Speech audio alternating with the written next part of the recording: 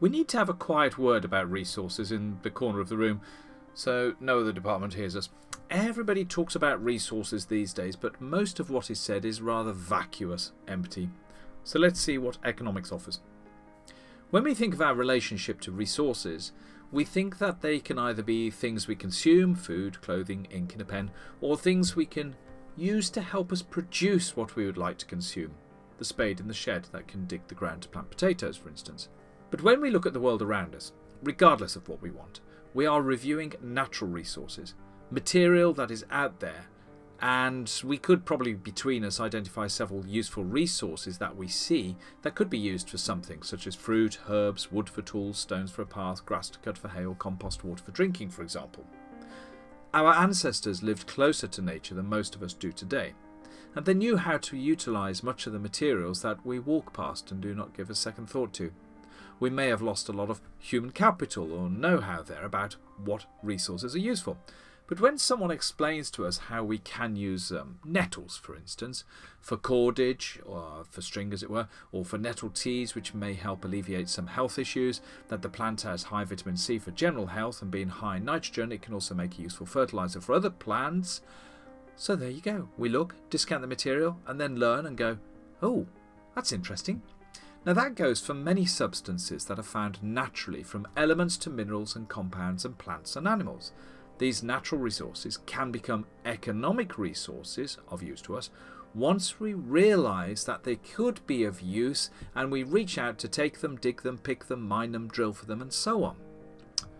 To take recent textbook thinking though, since environmentalism has been jumping up and down since the 1960s, proclaiming the end of the world, overpopulation, ice ages, global warming and many other fearful scenarios, we also, to tick the boxes, have to consider resources in the terms of renewable, non-renewable, sustainable and non-sustainable. Non-renewable resources are, if consumed, not available in the future. We used to call these consumption goods and services. Creating a fire from coal to help melt iron does the job and then it's gone.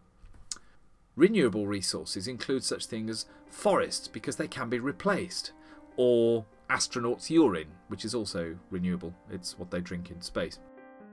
Sustainable resources are those which in general can be replaced, such as solar or tidal energy. When the tide moves in, the sun comes up the next day, and they're considered sustainable.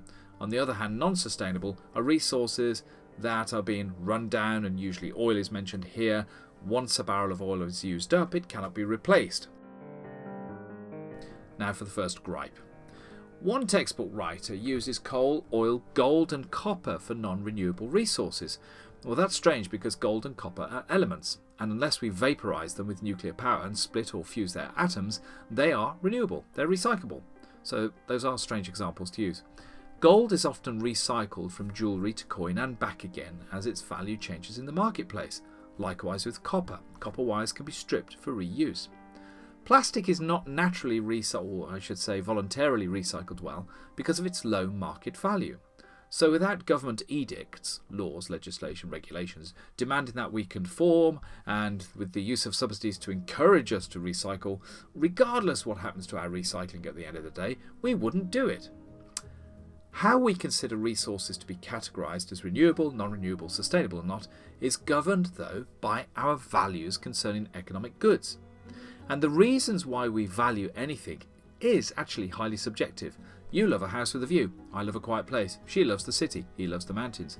The custodians, property owners, of resources are in charge of consuming them, transforming them into more productive resources or factors of production, or selling them on. Why they may do so depends on the economic value that other people place on them. Is it worth holding back a resource about to be consumed if we believe that its value is going to increase? Is it worth investing, giving up some of our resources at hand, into more factors of production to improve the speed we work at?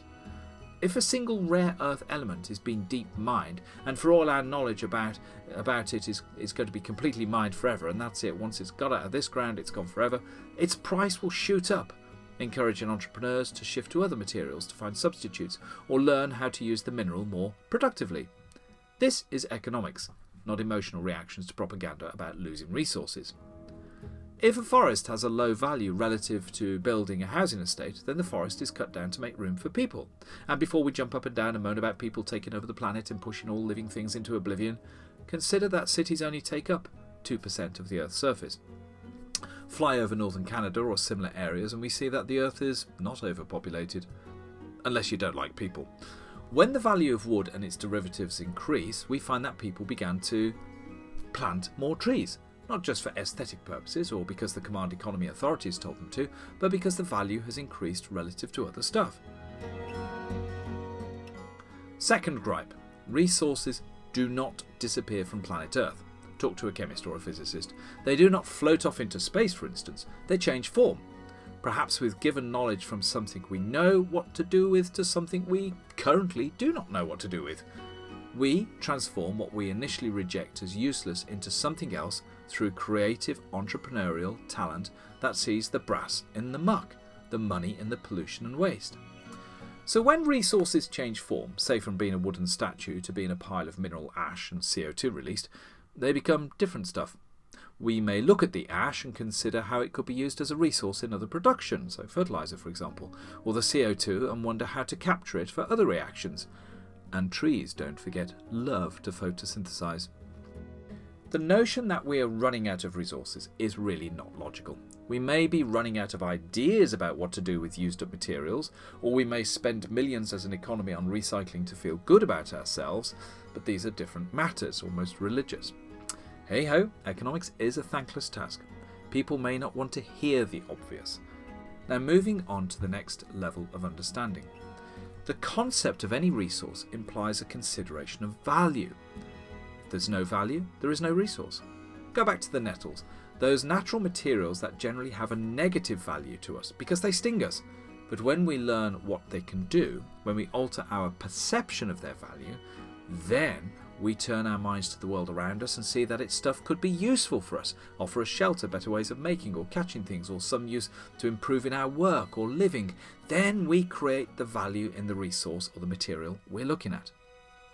This also implies that land and physical capital have no economic value in the absence of people, or in the absence of people valuing them. People are valuable to others in the marketplace based on their ability to resolve the produce of the land and the tools around them to generate goods and services that other people want. And we pay them a wage. Tools and machines used in production only possess value if we believe that they will be useful to us in producing other things. Ultimately, the marketplace for goods and services and the resources needed to make them is the buying and selling of our personal values about life, living, time, energy, stuff. People are the ones doing the valuing through their understanding of what resources could be used for. All of us engage in such technological activity which is based on personal or a learned perspective to pick something up and use it for a productive purpose, or something else such as beautifying our living room or working space, or just for pure consumption. We exchange that which we gain from the marketplace for the tools we want to enjoy in some form or other. And we also employ the land we sit on, live on and rent for our own values, such as habitation, shelter, defence or a lookout, or for resource production or for renting it out to others, and so on. We are the origins of all economic value. And insofar as we're not stealing or coercing, forcing others to give us things, we are all traders in the marketplace, offering our values for others. Now, some people are better at this than others. Some folk are better artists than others. Such is life. If we all had the same talents and desires, there'd be no economy, and arguably not much humanity left in us. For the economist, there would be no reason to trade. But resources, physical and human, are unevenly distributed. We trade. We exchange what we're good at for what we want, what we see value in for something else we see more value in. The textbooks often define these people as the fourth resource, entrepreneurs or enterprise. At least the word entrepreneurs suggests individuals with talent, where this word enterprise suggests something that can be conjured up in a command economy. We need more enterprise. Do it now. In such cultures, the entrepreneurs actually tend to have long gone or closed their minds to the opportunities around them because they know they get into trouble. Now, entrepreneurs are deemed to be a resource, but these are the people putting together a combination of land, labour and other people to effect production. They may be highly creative in what they produce, something that we've not seen in any value in before, or they may see a value gap in the market for building bungalows, say, and do something about it, while others twiddle their thumbs on their smartphones. They take risks, they look around for things to change, to improve the world around them, and so have a huge impact in the marketplace. arguably, we all have a little bit of an entrepreneurial element in us when we shop around to get the best price, or look up for example, which heater is the most efficient. To me, we're on an entrepreneurial spectrum, as it were, with some being more entrepreneurial in their consistent approach to life and their constant desire to improve what they see around them.